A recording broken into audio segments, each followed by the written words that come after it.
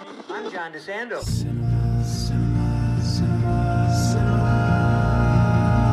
Classics, let's go to the movies and share some popcorn, soda pop with our friends. Turn off our cell phones and get away. Night or day, it's John DeSando on the radio. We'll watch the credits from up high and low. Cinema Classics is produced by John DeSando. Cinema Classics is produced by John DeSando. It airs Thursdays at 8:01 p.m. on WCBE 90.5 FM. Listen to shows and read reviews online at WCBE.org. I'm John DeSando. And I'm Mindy Mcfann. And this is Cinema Classics. Mm-hmm. Dumb, that's okay.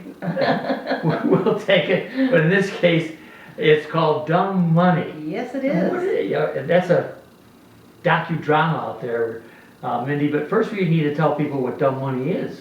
That is when individual investors put their money into things as opposed to, I presume, going through a house, brokerage house. And the big wigs call it dumb money because they're just pissing away their money because they don't have the knowledge behind them that the higher ups have. Yeah, I love that world.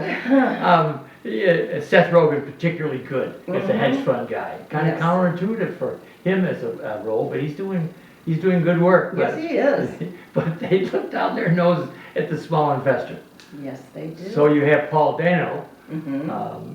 representing in real life Keith Gill. Yes, I distinctly remember when this happened. My son was telling me about it immediately because he is a Reddit type person. Oh, he is. Yes, and Now, when you say Reddit, it's or it's a firm that. no. Reddit is a website Yes. that attracts That's right. that kind of person, nerds, geeks, whatever you want to call them. All go on Reddit and do all kinds of things. So kind of an discussions and independent stuff. place where independence. Well, it's not about finance, but Reddit has all different components. You can go in and talk about Dungeons and Dragons. You can go in and talk about finance. Cool. It's whatever it is. It just brings together a certain group of people, is my understanding when I've seen it. But my son, when this was going on, immediately, Mom, did you see what these guys are doing about GameStop? Yeah.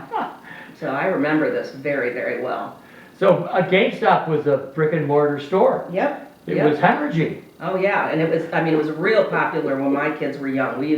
I spent way too many Christmases in that store. All right. So- But as the internet changed, the store lost a lot of its sheen because kids weren't going there anymore to buy, hard copy games. Okay, right, yeah.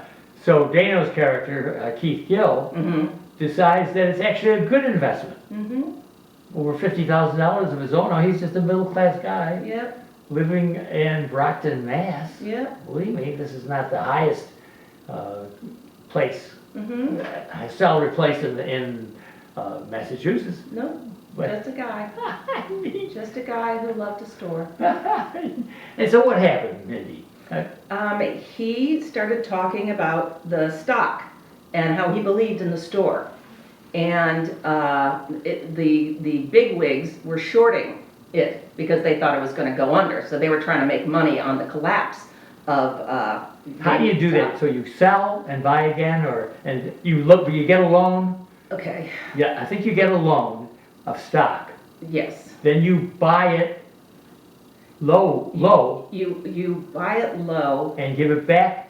Yeah, I don't, I Yeah, all right, actually, well, so that's. I'm ashamed to say so I this was a is tough for broker me at to one do. time, but I still don't understand this I'm stuff. trying to show you that this is a different side of me when I Yeah. say this.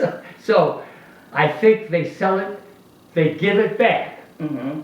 but obviously it's worth less or more than when they got the loan. Right. So they make a difference. Right. And the way you can get burned, I think, is when the stock takes off. So if you're a hedge fund guy, you bought low. Yes, and the important thing is, because you don't want it to go up, you want it to go down. The important thing is they're playing games. Yes. I mean, this is not what the stock market was created for, and they are playing games. They are manipulating things to their for themselves, and it is not what the stock market was supposed to be, and it's It's like cheating. I mean, I guess that's what it's a way of getting away with something. It's gaming the game. Yeah, it's not illegal, but it is Yes. really awful. And it is a kind of class warfare. Uh-huh.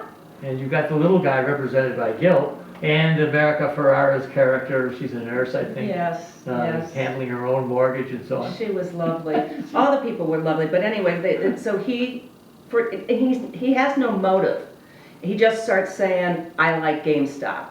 I'm buying 50 shares or whatever he bought initially of GameStop.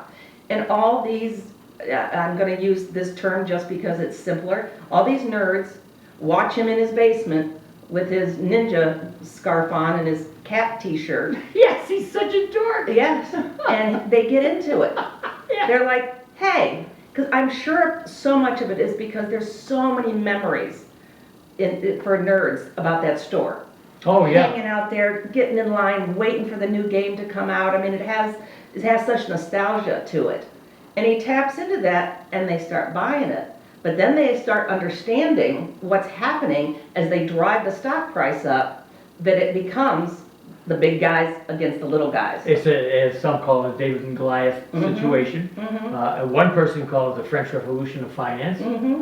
But it is, as you were saying, it was a monumental moment where the little guy was actually able to beat the big guy. Yep. And so underneath also what you're talking about is that satisfaction of the little people having a chance, the ordinary, common people getting a chance to fight back and actually win. Well, and they were not motivated by anything that I would call greed or evil.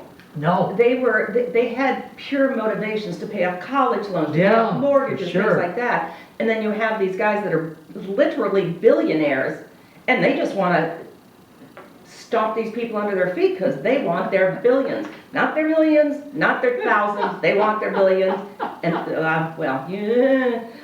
I love the moment of the film, and this is we're talking about Craig Gillespie, who did a terrific job here as a director. But he's got Rogan really lounging and enjoying his fabulous digs. Yeah. And getting a hint of what's happening to this stop, and he runs like an Olympic runner across the lawns over to the studio so that he can just panicked. Yeah.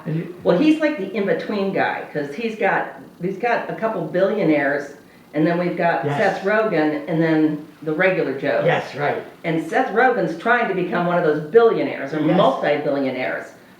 So he is not as cavalier as these billionaires because they're like, what are they going to do to me kind of thing. Yeah. They don't like it because they don't think they should ever have to go through that, but he's the one that's aspirational to be a billionaire. So he's panicked, and he's the one that suffers the most. Sure.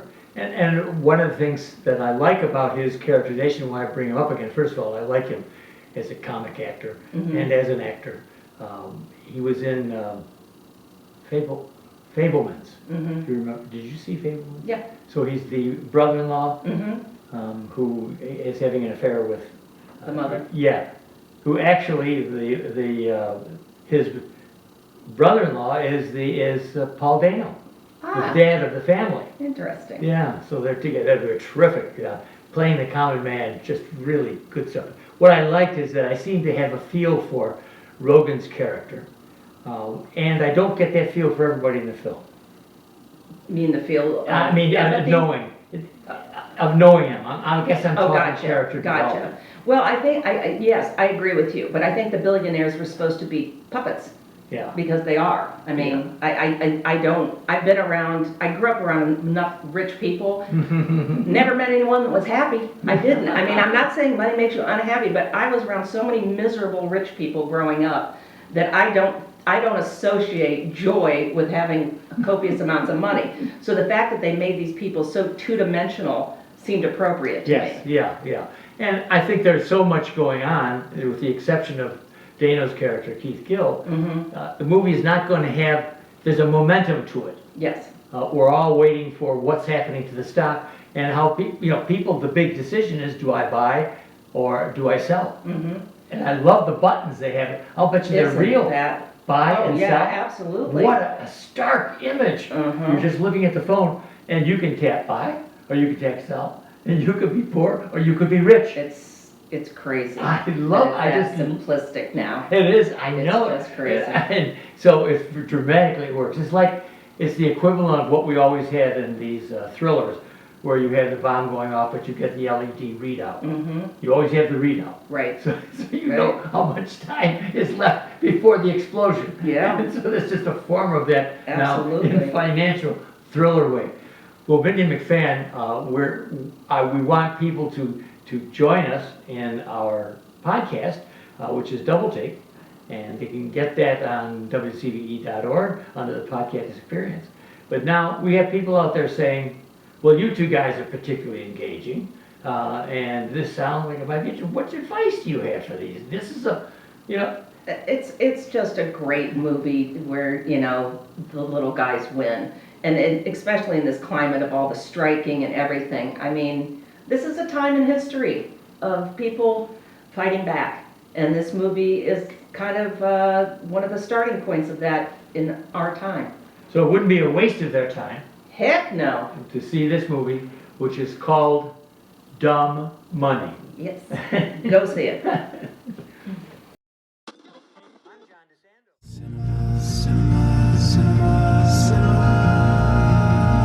Classics, let's go to the